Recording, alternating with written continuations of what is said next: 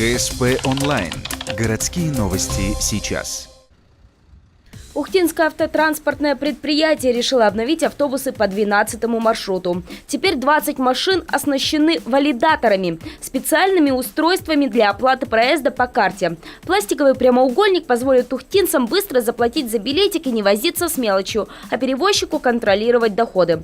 Карточку можно купить на автовокзале, а пополнять через сервисы и банкоматы банка-партнера, которым стал самый крупный на сегодня российский банк. Жаль, что пока удобным нововведением не смогут воспользоваться льготники.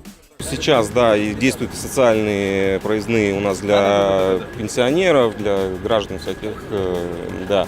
Но, да, это планируется, но это возможно при полном оснащении именно города, когда все транспортные средства будут оборудованы валидаторами, чтобы это была единая карта какая-то. То есть в этом направлении ведется работа. Конкретно этот перевозчик планирует перевести на карты все свои автобусы после Нового года. Также они надеются и на то, что к процессу подключится другое предприятие, осуществляющее перевозку пассажиров.